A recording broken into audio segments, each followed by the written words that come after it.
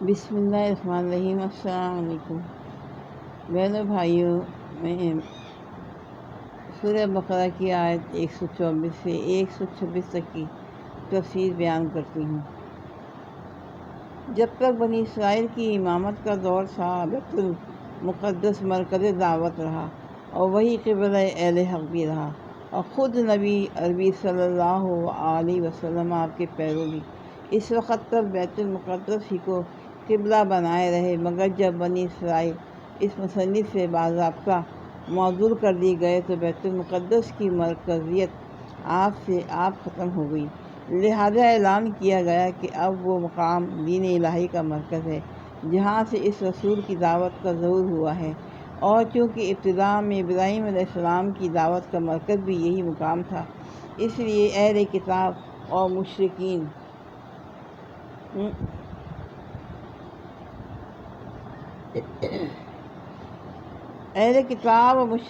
کسی کے لیے بھی یہ تسلیم کرنے کے سوا چارہ نہیں تھا ہے۔ قبلہ ہونے کا زیادہ حق کعبے ہی کو پہنچتا ہے۔ ہر دھرمی کی دوسری بات ہے کہ وہ حق کو حق جانتے ہوئے بھی اعتراض کیے چلے جائیں۔ امتی محمد صلی اللہ علیہ وسلم کی امامت اور کعبے کی مرکزیت کا اعلان کرنے کے بعد یہ اللہ تعالیٰ نے 19ویں رکوع سے آخری سورہ بقرہ تک مسلسل اس امت کو وہ ہدایات دی ہیں جن پر اسے عمل پیرا ہونا چاہیے۔ قرآن میں مختلف مقامات پر ان تمام سخت آزمائشوں کی تفصیل بیان ہوئی ہے جن سے گزر کر حضرت ابراہیم نے اپنے آپ کو اس بات کا اہل ثابت کیا تھا کہ انہیں بنین و انسان کا امام و رہنما بنایا جائے۔ جس وقت سے حق ان پر منکشف ہوا، اس وقت سے لے کر مرتے دم تک ان کی پوری زندگی سراسر قربانی ہی قربانی تھی۔ دنیا میں جتنی چیزیں ایسی ہیں جن سے انسان محبت کرتا ہے، ان میں سے کوئی چیز ایسی نہ تھی جس کو حضرت ابراہیم نے حق کی خاطر قربان نہ کیا ہو، اور دنیا میں جتنے خطرات ایسے ہیں جن سے آدمی ڈرتا ہے، ان میں سے کوئی خطرہ ایسا نہ تھا جسے انہوں نے حق کی راہ میں نہ جھیلا ہو۔ یعنی یہ وعدہ تمہاری اولاد کے صرف اس حصے سے تعلق رکھتا ہے جو صالح ہو۔ ان میں سے جو ظالم ہوں گے ان کے لیے یہ وعدہ نہیں ہے۔ اس سے یہ بات خود ظاہر ہو جاتی ہے کہ گمراہ یہودی اور مشرک بنی اسماعیل اس وعدے کے مصادق نہیں ہیں۔ پاک رکھنے سے مراد صرف یہی نہیں کہ کوڑے کرکٹ سے اسے پاک رکھا جائے۔ خدا کے گھر کی اصل پاکی یہ ہے کہ اس میں خدا کے سوا کسی کا نام بلند نہ ہو۔ جس نے خانہ خدا میں خدا کے سوا کسی دوسرے کو مالک و معبود، حاجت روا، فریاد رس کی حیثیت سے پکارا، اس نے حقیقت میں اسے گندہ کر دیا۔ یہ آیت ایک نہایت لطیف طریقے سے مشرکین قریش کے جرم کی طرف اشارہ کر رہی ہے۔ یہ ظالم لوگ ابراہیم اور اسماعیل کے وارث ہونے پر فخر تو کرتے ہیں، مگر وارث کا حق ادا کرنے کے بجائے الٹا اس حق کو پامال کر رہے ہیں۔ لہٰذا جو وعدہ ابراہیم علیہ السلام سے کیا گیا تھا، اس سے جس طرح بنی اسرائیل مستثنیٰ ہو گئے ہیں، اسی طرح یہ مشرک بنی اسماعیل بھی اس سے مستثنیٰ ہیں۔ حضرت ابراہیم علیہ السلام نے جب منصب امامت کے مطابق پوچھا تھا تو ارشاد ہوا تھا کہ اس مصنف کا وعدہ تمہاری اولاد کی طرف سے مومن صالح کے لوگوں کے لیے ہے، ظالم اس سے مستثنیٰ ہیں۔ اس کے بعد جب حضرت ابراہیم رزق کے لیے دعا کرنے لگے تو صحابی کے فرمان کو پیش نظر رکھ کر انہوں نے صرف اپنی مومن اولاد کے لیے دعا کی، مگر اللہ تعالیٰ نے جواب میں اس غلط فہمی کو فوراً رفع فرما دیا اور انہیں بتایا کہ امامت صالحہ اور چیز ہے اور رزق دنیا دوسری چیز۔ امامت صالحہ صرف مومنین صالحین کو ملے گی، مگر رزق دنیا مومن و کافر سب کو دیا جائے گا۔ اس سے یہ بات خود بخود نکل آئی کہ اگر کسی کو رزق دنیا فراوانی کے ساتھ مل رہا ہو تو وہ اس غلط فہمی میں نہ پڑے کہ اللہ اس سے راضی بھی ہے اور وہی خدا کی طرف سے پیشوائی کا مستحق بھی ہے۔ زندگی سنوارنے میں خیالات، اخلاق، عادات، معاشرت، تمدن، سیاست، غرض ہر چیز کو سنوارنا شامل ہے۔ اس سے یہ بتانا مقصود ہے کہ محمد صلی اللہ علیہ وسلم کا ظہور دراصل حضرت ابراہیم علیہ السلام کی دعا کا جواب ہے۔ مسلم وہ جو خدا کے آگے سر اطاعت خم کرے، خدا ہی کو اپنا آقا، مالک و حاکم و معبود مان لے، جو اپنے آپ کو بالکل یا خدا کے سپرد کر دے اور اس ہدایت کے مطابق دنیا میں زندگی بسر کرے جو خدا کی طرف سے آئی ہو۔ اس عقیدے اور اس طرز عمل کا نام اسلام ہے۔ یہی تمام انبیاء کا دین تھا جو ابتدائے آفرینش سے دنیا کے مختلف ملکوں اور قوموں میں آئے۔ حضرت یعقوب کا ذکر خاص طور پر اس لیے فرمایا کہ بنی اسرائیل براہ راست انہی کی اولاد تھے، یعنی دین یعنی طریقے زندگی، نظام ہدایت وہ آئین جس پر انسان دنیا میں پورے طرز و فکر اور طرز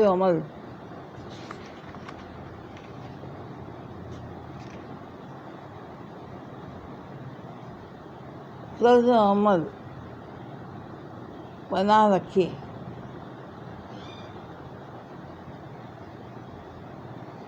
وَإِذْ يَرْفَعُ إِبْرَاهِيمُ الْقَوَاعِدَ مِنَ الْبَيْتِ وَإِسْمَاعِيلُ رَبَّنَا تَقَبَّلْ مِنَّا إِنَّكَ أَنْتَ السَّمِيعُ الْعَلِيمُ رَبَّنَا وَاجْعَلْنَا مُسْلِمِينَ لَكَ وَمِنْ ذُرِّيَّتِنَا أُمَّةً مُسْلِمَةً لَكَ وَأَرِنَا مَنَاسِكَنَا وَتُبْ عَلَيْنَا إِنَّكَ أَنْتَ التَّوَّابُ الرَّحِيمُ رَبَّنَا وَابْعَثْ فِيهِمْ رَسُولًا مِّنْهُمْ يَتْلُو عَلَيْهِمْ آيَاتِكَ وَيُعَلِّمُهُمُ الْكِتَابَ وَالْحِكْمَةَ وَيُزَكِّيهِمْ إِنَّكَ أَنْتَ الْعَزِيزُ الْحَكِيمُ وَمَن يَرْغَبُ عَن مِّلَّةِ إِبْرَاهِيمَ إِلَّا مَن سَفِهَ نَفْسَهُ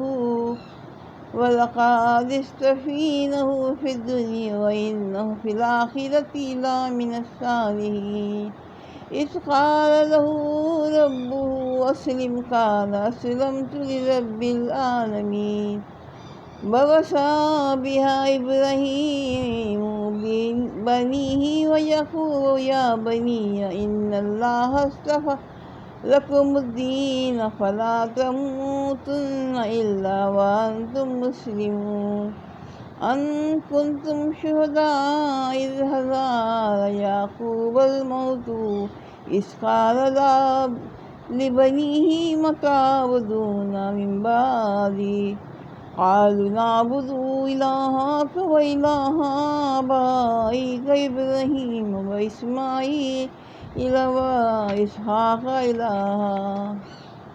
إِلَٰهًا وَاحِدًا وَنَحْنُ لَهُ مُسْلِمُونَ تِلْكَ أُمَّةٌ قَدْ خَلَتْ لَهَا مَا كَسَبَتْ وَلَكُم مَّا كَسَبْتُمْ وَلَا تُسْأَلُونَ عَمَّا كَانُوا يَعْمَلُونَ وَقَالُوا كُونُوا هُودًا أَوْ نَصَارَىٰ تَهْتَدُوا قُلْ بَلْ مِلَّةَ إِبْرَاهِيمَ حَنِيفًا وَمَا كَانَ مِنَ الْمُشْرِكِينَ۔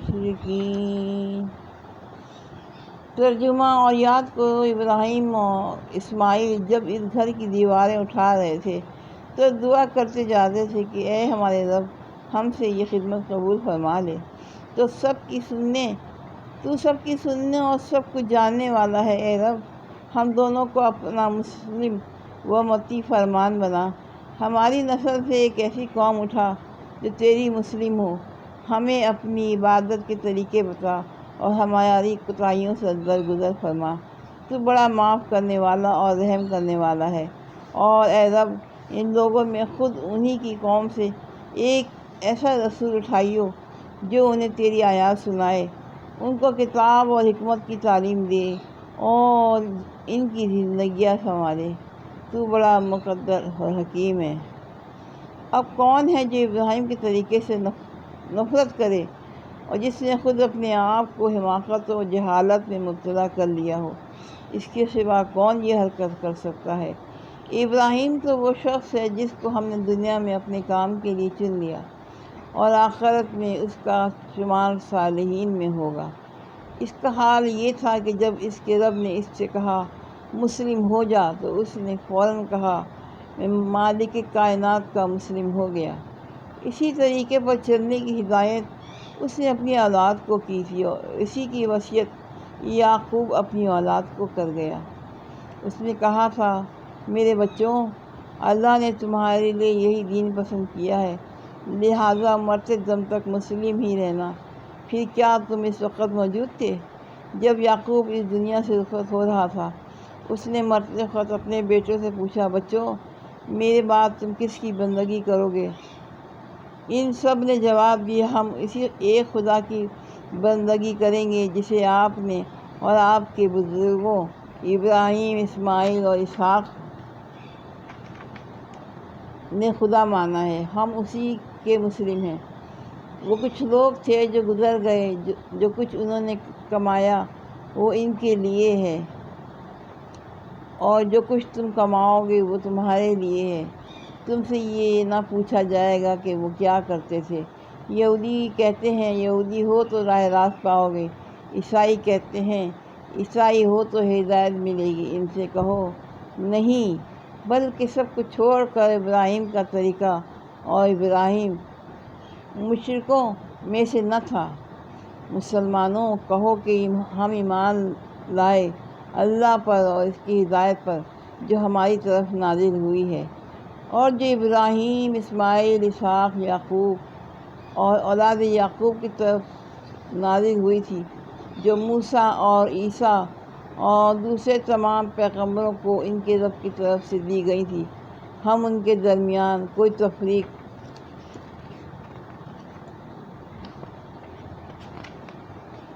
نہیں کرتے، ہم اللہ کے مسلم ہیں۔ تلک امۃ قد خلت لها ما کسبت ولکم ما کسبتم ولا تسألون عما كانوا يعملون قالوا كونوا هودا أو نصارى تهتدوا قل بل ملة إبراهيم حنيفا وما كان من المشركين قولوا آمنا بالله وما أنزل علينا وما أنزل إلى إبراهيم وإسماعيل وإسحاق ويعقوب والأسباط وما أوتي موسى وعيسى وما أوتي النبيون من ربهم لا نفرق بين أحد منهم ونحن له مسلمون۔ بائبل میں حضرت یعقوب کی وفات کا حال بڑی تفصیل سے لکھا گیا ہے، مگر حیرت ہے کہ اس وصیت کا کوئی ذکر نہیں ہے۔ البتہ تلمود میں جو مفصل وصیت درج ہے اس کا مضمون قرآن کے بیان سے بہت مشابہ ہے۔ اس میں حضرت یعقوب کے یہ الفاظ ہمیں ملتے ہیں خداوند اپنے خدا کی بندگی کرتے رہنا اور تمہیں اس طرح تمام آفات سے بچائے گا جس طرح آباء و اجداد کو بچاتا رہا ہے۔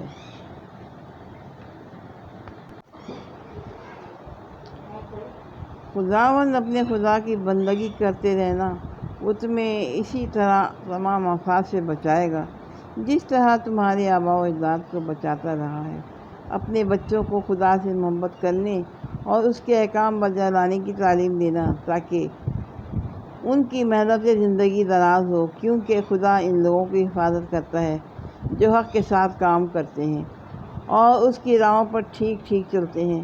جواب میں ان کے لڑکوں نے کہا جو کچھ آپ نے ہدایت فرمائی ہے ہم اس کے مطابق عمل کریں گے، خدا ہمارے ساتھ ہو۔ تب یعقوب نے کہا اگر تم خدا کی سیدھی راہ سے دائیں یا بائیں نہ مڑو گے تو خدا ضرور تمہارے ساتھ رہے گا، یعنی اگرچہ تم ان کی اولاد صحیح مگر حقیقت میں تمہیں ان سے کوئی واسطہ نہیں۔ ان کا نام لینے کا تمہیں کیا حق ہے جبکہ تم ان کے طریقے سے پھر گئے؟ اللہ کے ہاں تم سے یہ نہیں پوچھا جائے گا کہ تمہارا باپ دادا کیا کرتے تھے، بلکہ یہ پوچھا جائے گا کہ تم خود کیا کرتے رہے۔ اور یہ جو فرمایا کہ جو کچھ انہوں نے کمایا وہ ان کے لیے ہے اور جو کچھ تم کماؤ گے وہ تمہارے لیے ہے، یہ قرآن کا خاص انداز بیان ہے۔ ہم جس چیز کو فعل یا عمل کہتے ہیں، قرآن اپنی زبان میں اسے کسب یا کمائی کہتا ہے۔ ہمارا ہر عمل اپنا ایک اچھا یا برا نتیجہ رکھتا ہے جو خدا کی خوشنودگی یا ناراضگی کی صورت میں ظاہر ہوگا۔ وہی نتیجہ ہماری کمائی ہے، چونکہ قرآن کی نگاہ میں اصل اہمیت اسی نتیجے کی ہے۔ اس لیے اکثر وہ ہمارے کاموں کو عمل و فعل کے الفاظ سے تعبیر کرنے کے بجائے کسب کے لفظ سے تعبیر کرتا ہے۔ اس جواب کی لطافت سمجھنے کے لیے دو باتیں نگاہ میں رکھیے۔ ایک یہ کہ یہودیت اور عیسائیت دونوں بات کی پیداوار ہیں۔ یہودیت اپنے نام اور اپنی مذہبی خصوصیات اور رسوم قواعد کے ساتھ 3ری-4 صدی قبل مسیح میں پیدا ہوئی، اور عیسائیت جن عقائد و مخصوص مذہبی تصورات کے مجموعے کا نام ہے، تو وہ حضرت مسیح کے بھی ایک مدت بعد وجود میں آئے۔ اب یہ سوال خود بخود پیدا ہوتا ہے کہ اگر آدمی کے برسر ہدایت ہونے کا مدار یہودیت یا عیسائیت اختیار کرنے ہی پر ہے، تو حضرت ابراہیم اور دوسرے انبیاء اور نیک لوگ جو ان مذہبوں کی پیدائش سے پہلے پیدا ہوئے تھے اور جن کو خود یہودی اور عیسائی بھی ہدایت یافتہ مانتے ہیں، آخر کس چیز سے ہدایت پاتے تھے؟ ظاہر ہے وہ یہودیت اور عیسائیت نہ تھی۔ لہٰذا یہ بات آپ سے آپ واضح ہو گئی کہ انسان کی ہدایت یافتہ ہونے کا امداد انہی مذہبی خصوصیات پر نہیں ہے جن کی وجہ سے یہ یہودی اور عیسائی وغیرہ مختلف فرقے بنے ہیں، بلکہ دراصل اس کا مدار اس عالمگیر صراط مستقیم کے اختیار کرنے پر ہے جس سے ہر زمانے میں انسان ہدایت پاتے رہے ہیں۔ دوسرے یہ کہ خود یہود انصاری کی اپنی مقدس کتابیں اس بات پر گواہ ہیں کہ حضرت ابراہیم ایک اللہ کے سوا کسی دوسرے کی پرستش، تقدس، بندگی اور اطاعت کے قائل نہ تھے، اور ان کا مشن ہی یہ تھا کہ خدائی کی صفات و خصوصیات میں اللہ کے ساتھ کسی اور کو شریک نہ ٹھہرایا جائے۔ لہٰذا یہ بالکل ظاہر ہے کہ یہودیت اور نصرانیت دونوں اس راہ راست سے منحرف ہو گئی ہیں جس پر حضرت ابراہیم چلتے تھے، کیونکہ ان دونوں میں شرک کی آمیزش ہو گئی ہے۔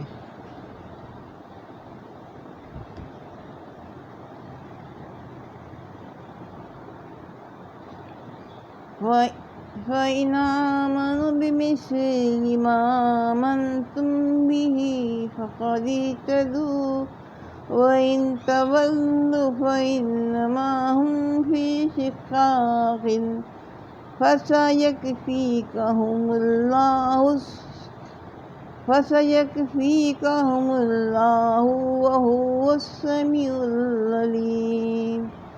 صبغات اللہ ومن احسن من اللہ صبغات ونحن لہ عابدون۔ قلت تحاجوننا فی اللہ وہو ربنا وربکم ولنا اعمالنا ولکم اعمالکم ونحن لہ مخلصون۔ ام تقولون ان ابراہیم و اسماعیل و اسحاق و یعقوب والاسباط کانوا ھودا او نصارا قل اانتم اعلم ام اللہ ومن اظلم ممن کتم شہادۃ عندہ من اللہ وما اللہ بغافل عما تعملون۔ تلک امۃ قد خلت لہا ما کسبت ولکم ما کسبتم ولا تسألون عما کانوا یعملون۔ نہیں کرتے اور ہم اللہ کے مسلم ہیں، پھر اگر وہ اس طرح ایمان لائیں جس طرح تم لائے ہو تو ہدایت پر ہیں، اور اگر اس سے منہ پھیریں تو کھلی بات ہے کہ وہ ہر درمی میں پڑ گئے ہیں۔ لہذا اطمینان رکھو کہ ان کے مقابلے میں اللہ تمہاری حمایت کے لیے کافی ہے۔ وہ سب کچھ سنتا اور جانتا ہے۔ کہو اللہ کا رنگ اختیار کرو، اس کے رنگ سے اچھا اور کس کا رنگ ہوگا، اور ہم اسی کی بندگی کرنے والے لوگ ہیں۔ اے نبی، ان سے کہو کیا تم اللہ کے بارے میں ہم سے جھگڑتے ہو، حالانکہ وہی ہمارا رب بھی ہے اور تمہارا رب بھی۔ ہمارے اعمال ہمارے لیے ہیں اور تمہارے اعمال تمہارے لیے ہیں، اور ہم اللہ ہی کے لیے اپنی بندگی کو خالص کر چکے ہیں۔ یا پھر کیا تمہارا کہنا یہ ہے کہ ابراہیم، اسماعیل، اسحاق، یعقوب اور اولاد یعقوب سب کے سب یہودی تھے یا نصرانی تھے؟ کہو تم زیادہ جانتے ہو یا اللہ۔ اس شخص سے بڑا ظالم اور کون ہوگا جس کے ذمہ میں اللہ کی طرف سے ایک گواہی ہو،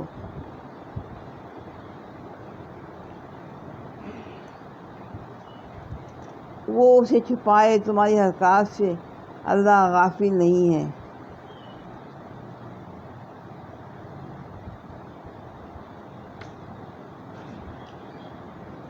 پیغمبروں کے درمیان تفریق نہ کرنے کا مطلب یہ ہے کہ ہم ان کے درمیان اس لحاظ سے فرق نہیں کرتے کہ فلاں حق پر تھا فلاں حق پر نہ تھا، یا یہ کہ فلاں کو مانتے ہیں اور فلاں کو نہیں مانتے۔ ظاہر ہے خدا کی طرف سے جتنے پیغمبر بھی آئے ہیں سب کے سب ایک ہی صداقت اور ایک ہی راہ راست کی طرف بلانے آئے ہیں۔ لہذا جو شخص صحیح معنی میں حق پرست ہے اس کے لیے تمام پیغمبروں کو برحق تسلیم کیے بغیر چارہ نہیں۔ جو لوگ کسی پیغمبر کو مانتے اور کسی کو انکار کرتے ہیں وہ حقیقت میں اس پیغمبر کے بھی پیرو نہیں جسے وہ مانتے ہیں، کیونکہ انہوں نے دراصل اس عالمگیر صراط مستقیم کو نہیں پایا جسے حضرت موسیٰ یا عیسیٰ یا کسی دوسرے پیغمبر نے پیش کیا تھا۔ یعنی وہ محض باپ دادا کی تقلید میں ایک پیغمبر کو مان رہے ہیں۔ ان کا اصل مذہب نسل پرستی کا تعصب اور آباء و اجداد کی اندھی تقلید ہے، نہ کہ کسی پیغمبر کی پیروی۔ اس آیت کے دو ترجمے ہو سکتے ہیں، ایک یہ کہ ہم نے اللہ کا رنگ اختیار کیا، دوسرے یہ کہ اللہ کا رنگ اختیار کیا۔ مسیحیت کے ظہور سے پہلے یہودیوں کے ہاں یہ رسم تھی کہ جو شخص ان کے مذہب میں داخل ہوتا اسے غسل دیتے، اور اس غسل کے معنی ان کے ہاں یہ تھے گویا اس کے گناہ دھل گئے اور اس نے زندگی کا ایک نیا رنگ اختیار کر لیا ہے۔ یہی چیزیں بعد میں مسیحیوں نے اختیار کر لیں۔ ان کا اصطلاحی نام ان کے ہاں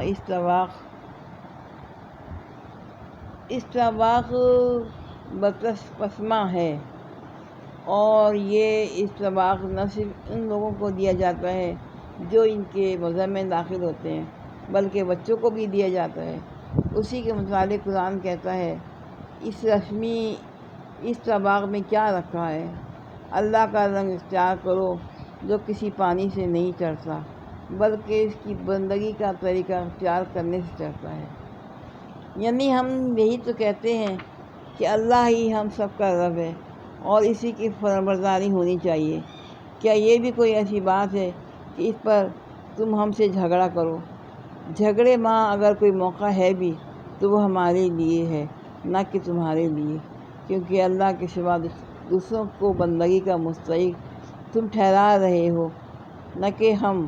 اتحجوننا فی اللہ کا ایک ترجمہ یہ بھی ہو سکتا ہے، کیا تمہارا جھگڑا ہمارے ساتھ فی سبیل اللہ ہے؟ اس صورت میں یہ مطلب ہوگا کہ اگر واقعی تمہارا یہ جھگڑا نفسانی ہی نہیں ہے بلکہ خدا واسطے کا ہے تو یہ بڑی آسانی سے طے ہو سکتا ہے۔ یعنی تم اپنے اعمال کے ذمہ دار ہو، ہم اپنے اعمال کے۔ تم نے اگر اپنی بندگی کو تقسیم کر رکھا ہے اور اللہ کے ساتھ دوسروں کو بھی خدائی میں شریک ٹھہرا کر ان کی پرستش اور اطاعت بجا لاتے ہو تو تمہیں ایسا کرنے کا اختیار ہے، خود اس کا انجام خود دیکھ لو گے۔ ہم تمہیں زبردستی اس سے روکنا نہیں چاہتے، لیکن ہم نے اپنی بندگی، اطاعت و پرستش کو بالکل ہی اللہ کے لیے خالص کر دیا ہے۔ اگر تم تسلیم کر لو کہ ہمیں بھی ایسا کرنے کا اختیار ہے تو خواہ مخواہ کا یہ جھگڑا آپ ہی ختم ہو جائے۔ یہ خطاب یہود و نصاری کے ان جاہل عوام سے ہے جو واقعی اپنے نزدیک یہ سمجھتے تھے کہ یہ جلیل القدر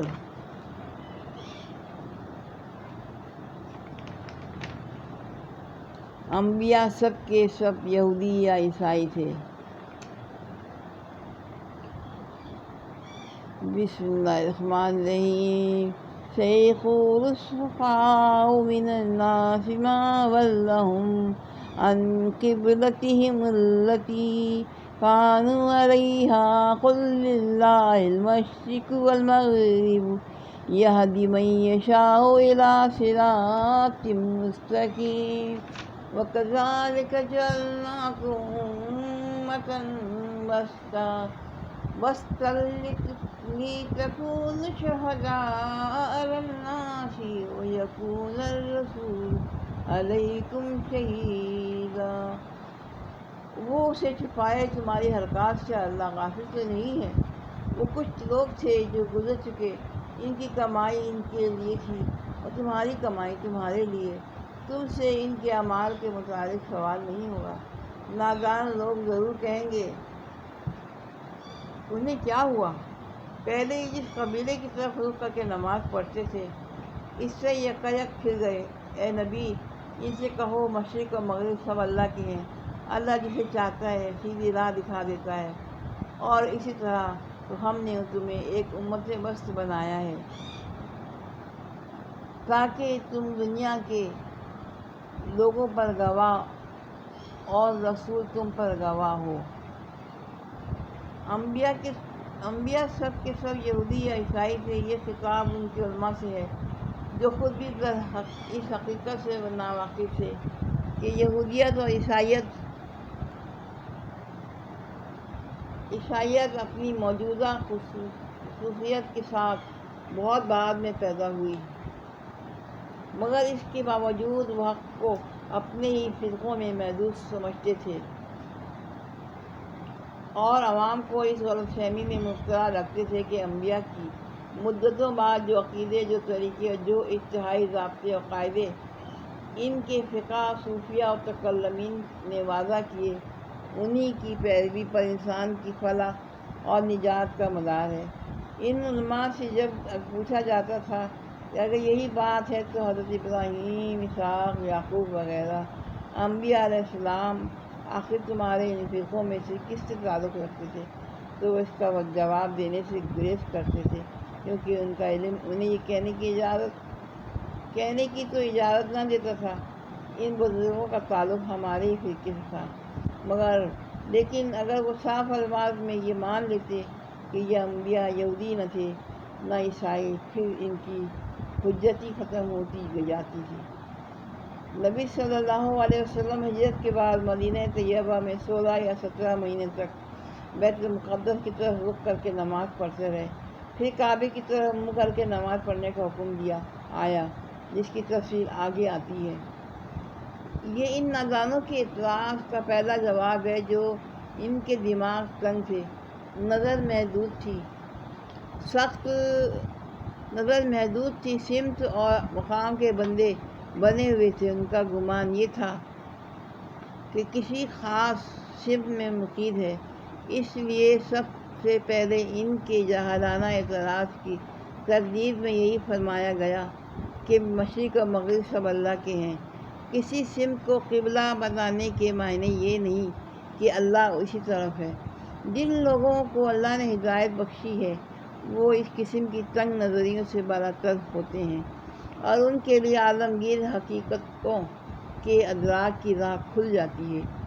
ملاحظہ ہو حاشیہ: یہ امت محمد صلی اللہ علیہ وسلم کی امامت کا اعلان ہے۔ اسی طرح ان کا اشارہ دونوں طرف ہے، اللہ کی اس رہنمائی کی طرف سے جس سے محمد صلی اللہ علیہ وسلم کی پیروی قبول کرنے والوں کو سیدھی راہ معلوم ہوتی اور وہ ترقی کرتے کرتے اس مرتبے پر پہنچے کہ امت وسط قرار دیے گئے، اور تحویل قبلے کی طرف بھی کہ نادان اسے محض ایک سمت سے دوسری سمت کی طرف پھرنا سمجھ رہے ہیں، حالانکہ دراصل بیت المقدس سے کعبے کی طرف سمت قبلے کا پھرنا یہ معنی رکھتا ہے کہ اللہ نے بنی اسرائیل کو دنیا کی پیشوائی کے مصنف سے باضابطہ معزول کیا اور امت محمدیہ کو اس پر فائز کر دیا۔ امت وسط کا لفظ اس قدر وسیع منوعیت ہے اپنے اندر رکھتا ہے کہ دوسرے الفاظ سے اس کے ترجمے کا حق ادا نہیں کیا جا سکتا۔ اس سے مراد ایک ایسا اعلیٰ و اشرف گروہ ہے جو عدل و انصاف و توسط کے روش پر قائم ہو، جو دنیا کی قوموں کے درمیان صدر کی حیثیت رکھتا ہو، جس کا تعلق سب کے ساتھ یکساں حق اور راستی کا تعلق ہو، وہ ناحق نالو تعلق کسی سے نہ ہو۔ پھر یہ جو فرمایا کہ تمہیں امت وسط اس لیے بنایا گیا ہے کہ تم لوگوں پر گواہ ہو اور رسول تم پر گواہ ہو، تو اس سے مراد یہ ہے کہ آخرت میں جب پوری نوع انسانی کا اکٹھا حساب لیا جائے گا تو اس وقت رسول ہمارے ذمہ نمائندے کی حیثیت سے تم پر گواہی دے گا۔ فکر و صحیح اور عمل صالح اور نظام عدل کی جو تعلیم ہم نے اسے دی تھی، اور اس نے تم کو بے کم و کاس پوری پہنچا دی اور عملاً اس کے مطابق کام کر کے دکھایا۔ اس کے بعد رسول کے قائم مقام ہونے کی حیثیت سے تم کو عام انسانوں پر گواہ کی حیثیت سے اٹھنا ہوگا اور یہ شہادت دینی ہوگی کہ رسول نے جو کچھ تمہیں پہنچایا تھا وہ تم نے انہیں پہنچانے میں، اور جو کچھ رسولوں نے تمہیں دکھایا تھا اور تم نے انہیں دکھانے میں اپنی حد تک کوئی کوتاہی نہیں کی۔ اس طرح کسی شخص یا گروہ کا اس دنیا میں خدا کی طرف سے گواہی کے مصنف پر معمول ہونا ہی در حقیقت اس کا امامت و پیشوائی کے مقام پر سرفراز کیا جانا ہے۔ اس میں جہاں فضیلت اور سرفرازی ہے، وہیں ذمہ داری کا بہت بڑا بار بھی ہے۔ اس کے معنی یہ ہیں کہ جس طرح رسول اللہ صلی اللہ علیہ وسلم اس امت کے لیے خدا ترسی، راست روی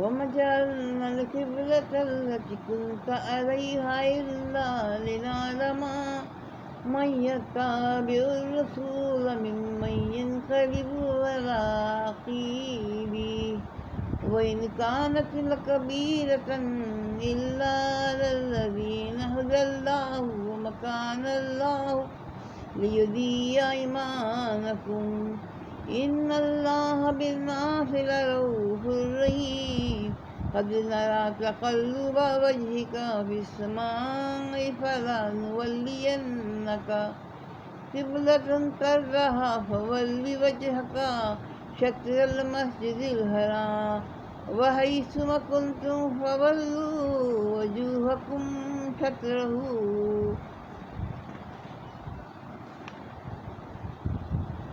پہلے جس طرف تم رخ کرتے تھے اس کو تو ہم نے صرف یہ دیکھنے کے لیے قبلہ مقرر کیا تھا کہ کون رسول کی پیروی کرتا ہے اور کون الٹا پھر جاتا ہے۔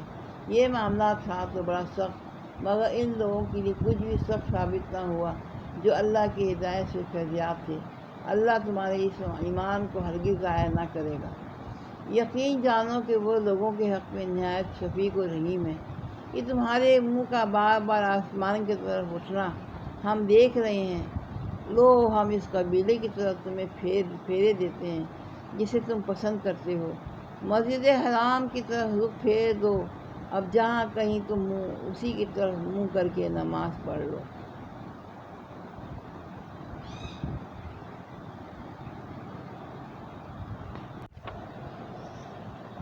بسم اللہ الرحمن الرحیم۔ عدالت اور حق پرستی کی زندہ شہادت بنے، اسی طرح اس امت کو بھی تمام دنیا کے لیے زندہ شہادت بننا چاہیے، حتیٰ کہ اس کے قول و عمل اور برتاؤ ہر چیز کو دیکھ کر دنیا کو معلوم ہو کہ خدا ترسی اسی کا نام ہے۔ راست روی یہ ہے کہ عدالت اس کو کہتے ہیں اور حق پرست ایسی ہوتی ہے۔ پھر اس کے معنی یہ بھی ہیں کہ جس طرح خدا کی ہدایت ہم تک پہنچانے کے لیے رسول اللہ صلی اللہ علیہ وسلم کی ذمہ داری بڑی سخت تھی، حتیٰ کہ اگر وہ اس میں ذرا سی کوتاہی بھی کرتے خدا کے ہاں محفوظ ہوتے۔ اسی طرح دنیا کے عام انسانوں تک اس ہدایت کو پہنچانے کی نہایت سخت ذمہ داری ہم پر عائد ہوتی ہے۔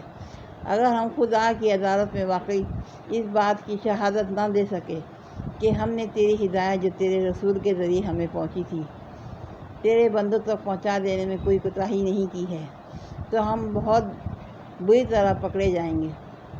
یہی امامت کا فخر ہمیں وہاں لے ڈوبے گا۔ ہماری امامت کے دور میں ہماری واقعی کوتاہیوں کے سبب سے خیال اور عمل کی جتنی گمراہیاں دنیا میں پھیلی ہیں اور جتنے فساد اور فتنے خدا کی زمین پر برپا ہوئے، ان سب کے لیے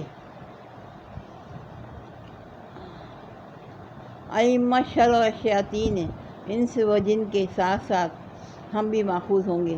ہم سے پوچھا جائے گا کہ جب دنیا میں معصیت، ظلم و گمراہی کا یہ طوفان برپا تھا تو تم کہاں مر گئے تھے؟ یعنی اس سے مقصود یہ دیکھنا تھا کہ کون لوگ ہیں جو جاہلیت کے تعصبات اور خاک و خون کی غلامی میں مبتلا ہیں، اور کون ہیں جو ان بندشوں سے آزاد ہو کر حقائق کا صحیح ادراک کرتے ہیں۔ اور ایک طرف اہل عرب اپنے وطنی بنسل و فخر میں مبتلا تھے، اور عرب کے لیے کعبے کو چھوڑ کر باہر کے بیت المقدس کو قبلہ بنانا ان کی قوم پرستی کی بت پر ناقابل برداشت ضرب تھا۔ دوسری طرف بنی اسرائیل اپنی نسل پرستی کے غرور میں پھنسے ہوئے تھے، اور اپنے آبائی قبلے کے سوا کسی دوسرے قبلے کو برداشت کرنا ان کے لیے محال تھا۔ ظاہر ہے یہ بت جن لوگوں کے دلوں میں بسے ہوئے ہوں وہ اس راستے پر کیسے چل سکتے ہیں جس کی طرف اللہ کا رسول انہیں بلا رہا ہے۔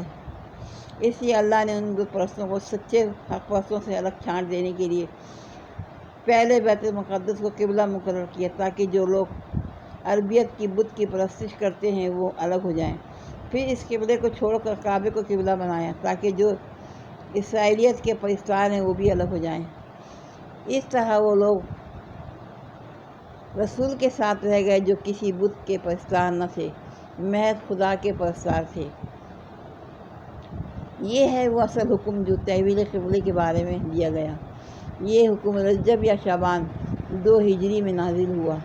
ابن سعد کی روایت ہے کہ نبی صلی اللہ علیہ وسلم بشر بن برا بن معرور کے ہاں دعوت پر گئے ہوئے تھے۔ وہاں ظہر کا وقت آ گیا اور آپ لوگوں کو نماز پڑھانے کھڑے ہو گئے۔ 2 رکعتیں پڑھا چکے تھے کہ تیسری رکعت میں یکایک وحی کے ذریعے سے یہ آیت نازل ہوئی، اور اسی وقت آپ اور آپ کے اقتدار میں جماعت کے تمام لوگ بیت المقدس سے کعبے کی رخ پھر گئے۔ اس کے بعد مدینہ اور اطراف مدینہ میں اس کی عام منادی کی گئی۔ برا بن عازب کہتے ہیں کہ ایک جگہ منادی کی آواز اس حالت میں پہنچی کہ لوگ رکوع میں تھے۔ حکم سنتے ہی سب کے سب اسی حالت میں کعبے کی طرف مڑ گئے۔ ان سے بن مالک کہتے ہیں کہ بنی سلمہ میں یہ اطلاع دوسرے روز صبح کی نماز کے وقت پہنچی۔ لوگ ایک رکعت پڑھ چکے تھے۔ ان کے کانوں میں آواز پڑی، خبردار رہو، قبلہ بدل کر کعبے کی طرف کر دیا گیا ہے۔ یہ سنتے ہی پوری جماعت نے اپنا رخ بدل دیا۔ خیال رہے کہ بیت المقدس مدینے سے عین شمال میں ہے اور کعبہ بالکل جنوب میں۔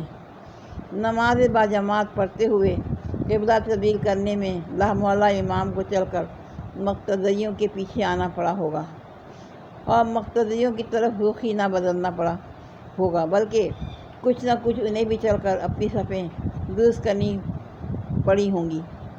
چنانچہ بعض روایات میں یہی تفصیل مذکور بھی ہے، اور جو فرمایا کہ ہم تمہارے منہ کا بار بار آسمان کی طرف اٹھنا دیکھ رہے ہیں، اور یہ کہ ہم اس قبلے کی طرف تمہیں پھیر دیتے ہیں جسے تم پسند کرتے ہو۔ اس سے صاف معلوم ہوتا ہے کہ تحویل قبلے کا حکم آنے سے پہلے نبی صلی اللہ علیہ وسلم اس کے منتظر تھے۔ آپ نے خود یہ محسوس فرما رہے تھے کہ بنی اسرائیل کی امامت کا دور ختم ہو چکا ہے اور اس کے ساتھ بیت المقدس کی مرکزیت بھی رخصت ہوئی۔ اب اصل مرکز ابراہیمی کی طرف رخ کرنے کا وقت آ گیا ہے۔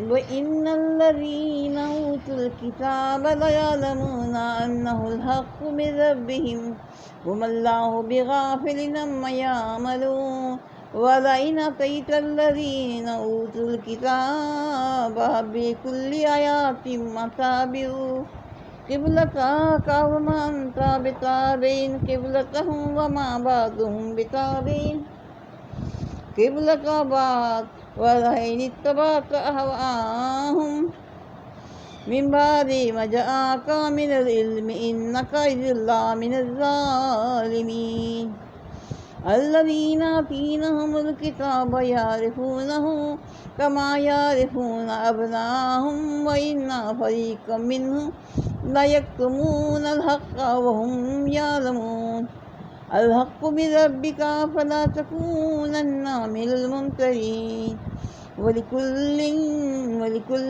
وِجْهَةٌ هُوَ مُوَلِّيهَا فَاسْتَبِقُوا الْخَيْرَاتِ أَيْنَمَا تَكُونُوا يَأْتِ بِكُمُ اللَّهُ جَمِيعًا إِنَّ اللَّهَ عَلَى كُلِّ شَيْءٍ قَدِيرٌ۔ ترجمہ: یہ لوگ جنہیں کتاب دی گئی تھی خوب جانتے ہیں کہ تحویل قبلے کا یہ حکم ان کے رب ہی کی طرف سے ہے اور برحق ہے، مگر اس کے باوجود یہ جو کچھ یہ کہہ رہے ہیں اللہ اس سے غافل نہیں ہے۔ جو کچھ کر رہے ہیں اللہ ان سے غافل نہیں ہے۔ تم ان اہل کتاب کے پاس خواہ کوئی نشانی لے کر آؤ، ممکن نہیں کہ یہ تمہارے قبیلے کی پیروی کرنے لگے، اور نہ تمہارے لیے یہ ممکن ہے کہ ان کے قبیلے کی پیروی کرو۔ ان میں سے کوئی گروہ بھی دوسرے کے قبیلے کی پیروی کے لیے تیار نہیں ہے، اور اگر تم نے اس علم کے بعد جو تمہارے پاس آ چکا ہے ان کی خواہشات کی پیروی کی تو یقیناً تمہارا شمار ظالموں میں ہوگا۔ جن لوگوں کو ہم نے کتاب دی ہے وہ اس مقام کو جسے قبلہ بنایا گیا ہے ایسا پہچانتے ہیں جیسے اپنی اولاد کو پہچانتے ہیں۔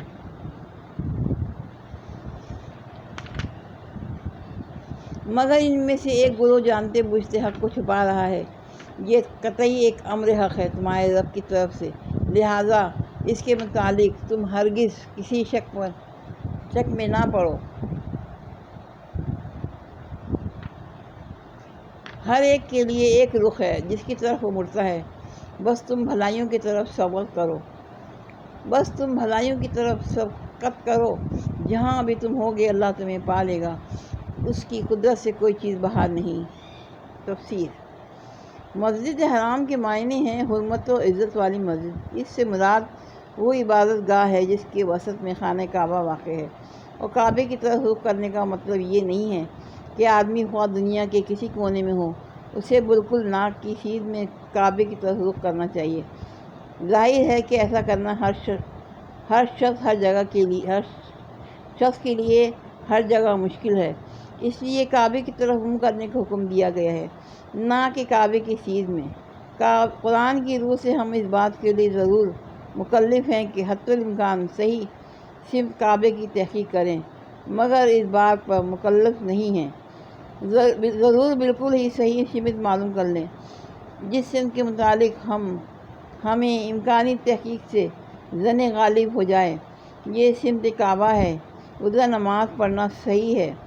اور اگر کہیں آدمی کے لیے سمت قبلے کی تحقیق مشکل ہو یا وہ کسی ایسی حالت میں ہو کہ قبلے کی طرف اپنی سمت قائم نہ رکھ سکتا ہو، مثلاً ریل یا کشتی میں،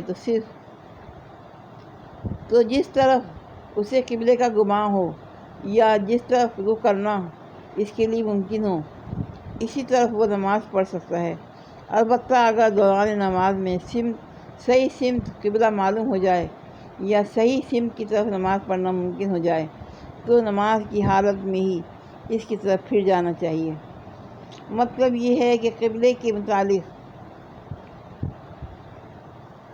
جو حجت و بحث یہ لوگ کرتے ہیں اس کا فیصلہ نہ تو اس طرح ہو سکتا ہے کہ دلیل سے انہیں مطمئن کر دیا جائے کیونکہ یہ تعصب اور ہر دھرمی میں مبتلا ہیں اور کسی دلیل سے بھی اس قبلے کو چھوڑ نہیں سکتے، جیسے یہ اپنی گروہ بندی کے تعصبات کی بنا پر پکڑے ہوئے ہیں، اور نہ اس کا فیصلہ اس طرح ہو سکتا ہے کہ تم ان کے قبلے کو اختیار کر لو، کیونکہ ان کا کوئی قبلہ نہیں ہے، کیونکہ ان کا کوئی ایک قبلہ نہیں ہے جس پر سارے گروہ متفق ہوں، اور اسے اختیار کرنے سے قبلے کا جھگڑا چھپ جائے۔ مختلف گروہوں کے قبلے مختلف قبلے ہیں، ایک کا قبلہ اختیار کر کے بس ایک ہی گروہ کو راضی کر سکو گے، دوسروں کا جھگڑا بدستور باقی رہے گا۔ سب سے بڑی بات یہ ہے کہ پیغمبر کی حیثیت سے تمہارا یہ کام ہے ہی نہیں کہ تم لوگوں کو راضی کرتے پھرو اور ان سے لین دین کے اصول پر مسالت کیا کرو۔ تمہارا کام یہ ہے کہ جو علم ہم نے تمہیں دیا ہے، سب سے بے پرواہ ہو کر صرف اسی پر سختی کے ساتھ قائم ہو جاؤ۔ اس سے ہٹ کر کسی کو راضی کرنے کی فکر کرو گے تو اپنے پیغمبری کے مصنف پر ظلم کرو گے اور اس نعمت کی ناشکری کرو گے جو دنیا کا امام بنا کر ہم نے تمہیں بخشی ہے۔ یہ عرب کا محاورہ ہے، جس چیز کو آدمی یقینی طور پر جانتا ہو اور اس کے متعلق کسی قسم کا شک و شبہ نہ رکھتا ہو، اسے یوں کہتے ہیں کہ وہ اس چیز کو ایسا پہچانتا ہے جیسے اپنی اولاد کو پہچانتا ہے۔ جس طرح اسے اپنے بچوں کو پہچاننے میں کوئی اشتباہ نہیں ہوتا، اسی طرح وہ بلا کسی شک کے یقینی طور پر اس چیز کو بھی جانتا ہے۔ یہودیوں اور عیسائیوں کے علماء حقیقت میں یہ بات اچھی طرح جانتے تھے کہ کعبے کو حضرت ابراہیم نے تعمیر کیا اور اس کے برعکس بیت المقدس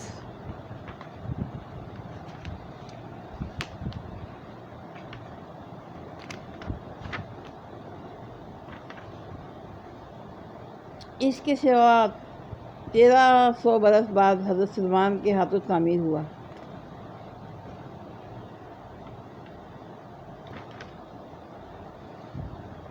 اور انہی کے زمانے میں قبلہ قرار پایا۔ اس تاریخ واقعے میں ان کے لیے ذرا برابر کسی اشتباہ کی گنجائش نہ تھی۔ وَمِنْ حَيْثُ خَرَجْتَ فَوَلِّ وَجْهَكَ شَطْرَ الْمَسْجِدِ الْحَرَامِ وَإِنَّهُ لَلْحَقُّ مِنْ رَبِّكَ وَمَا اللَّهُ بِغَافِلٍ عَمَّا تَعْمَلُونَ۔ وَمِنْ حَيْثُ خَرَجْتَ فَوَلِّ وَجْهَكَ شَطْرَ الْمَسْجِدِ الْحَرَامِ وَحَيْثُ مَا كُنْتُمْ فَوَلُّوا وُجُوهَكُمْ شَطْرَهُ لِئَلَّا يَكُونَ لِلنَّاسِ عَلَيْكُمْ حُجَّةٌ إِلَّا الَّذِينَ ظَلَمُوا مِنْهُمْ فَلَا تَخْشَوْهُمْ وَاخْشَوْنِي وَلِأُتِمَّ نِعْمَتِي عَلَيْكُمْ وَلَعَلَّكُمْ تَهْتَدُونَ۔ كَمَا أَرْسَلْنَا فِيكُمْ رَسُولًا مِّنْكُمْ يَتْلُو عَلَيْكُمْ آيَاتِنَا وَيُزَكِّيكُمْ وَيُعَلِّمُكُمُ الْكِتَابَ وَالْحِكْمَةَ وَيُعَلِّمُكُم مَّا لَمْ تَكُونُوا تَعْلَمُونَ فَاذْكُرُونِي أَذْكُرْكُمْ وَاشْكُرُوا لِي وَلَا تَكْفُرُونِ يَا أَيُّهَا الَّذِينَ آمَنُوا اسْتَعِينُوا بِالصَّبْرِ وَالصَّلَاةِ إِنَّ اللَّهَ مَعَ الصَّابِرِينَ۔ تمہارا گزر جس مقام سے بھی ہو، وہیں سے اپنا رخ مسجد کے وقت مسجد حرام کی طرف پھیرو، کیونکہ یہ تمہارے رب کا بالکل برحق فیصلہ ہے، اور اللہ تم لوگوں کے اعمال سے بے خبر نہیں ہے۔ اور جہاں سے بھی تمہارا گزر ہو، اپنا رخ مسجد حرام ہی کی طرف پھیرا کرو، اور جہاں بھی تم ہو اسی کی طرف منہ کر کے نماز پڑھو، تاکہ لوگوں کو تمہارے خلاف کوئی حجت نہ ملے۔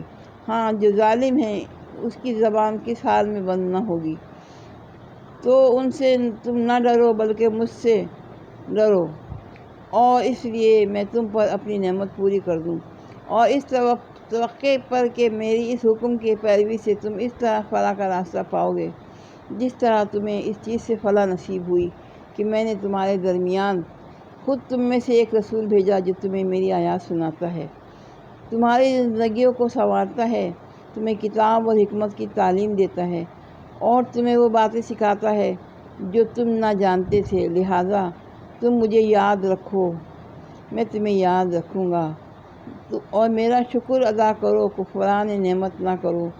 اے لوگوں جو ایمان لائے ہو، صبر اور نماز سے مدد لو، اللہ صبر کرنے والوں کے ساتھ ہے۔ تفسیر ہے پہلے فقرے اور دوسرے فقرے کے درمیان ایک لطیف خلا ہے جسے سامع خود تھوڑے سے غور و فکر سے بھر سکتا ہے۔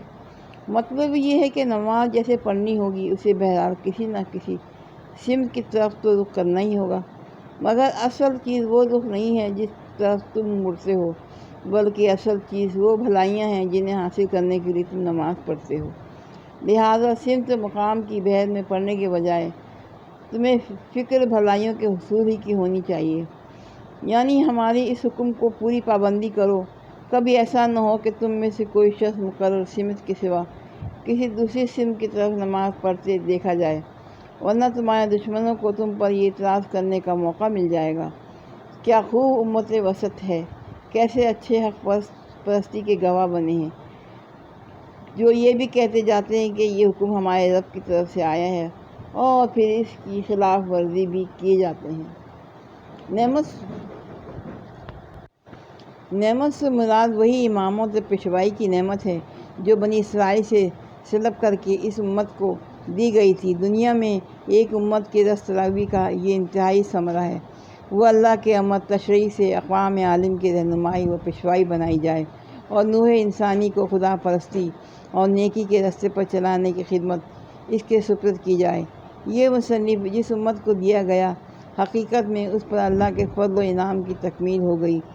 اللہ تعالیٰ یہاں یہ فرما رہا ہے، تحویل قبلے کا یہ حکم دراصل اس مصنف پر تمہاری سرفرازی کا نشان ہے، لہٰذا تمہیں اس لیے بھی ہمارے اس حکم کی پیروی کرنی چاہیے کہ ناشکری و نافرمانی کرنے سے کہیں یہ مصنف تم سے چھین نہ لیا جائے۔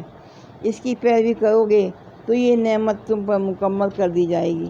یعنی اس حکم کی پیروی کرتے ہوئے یہ امید رکھو کہ شانہ انداز بیان ہے بادشاہ کا اپنی شان بے نیازی کے ساتھ کسی نوکر سے یہ کہہ دینا کہ ہماری طرف سے فلاں عنایت و مہربانی کے امیدوار ہو۔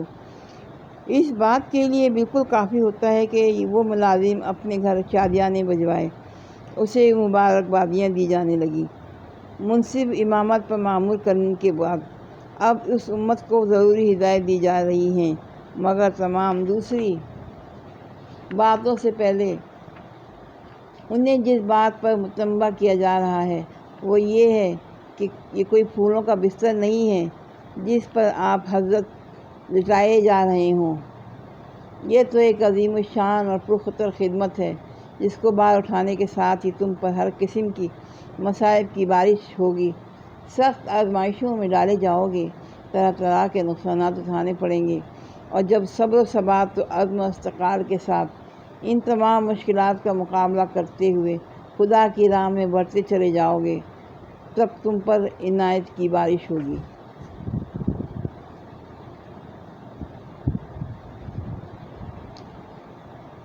وَلَا تَقُولُوا لِمَن يُقْتَلُ فِي سَبِيلِ اللَّهِ أَمْوَاتٌ بَلْ أَحْيَاءٌ وَلَكِن لَّا تَشْعُرُونَ وَلَا نَبْلُوَنَّكُم بِشَيْءٍ مِّنَ الْخَوْفِ وَالْجُوعِ وَنَقْصٍ مِّنَ الْأَمْوَالِ وَالْأَنفُسِ وَالثَّمَرَاتِ وَبَشِّرِ الصَّابِرِينَ الَّذِينَ أَصَابَتْهُم مصیبت قالوا انا للہ وانا الیہ راجعون اولئک علیہم صلوات من ربہم ورحمۃ اولئک هم المہتدون ان الصفا والمروۃ من شعائر اللہ فمن حج البیت او اعتمر فلا جناح علیہ ان یطوف بہما ومن تطوع۔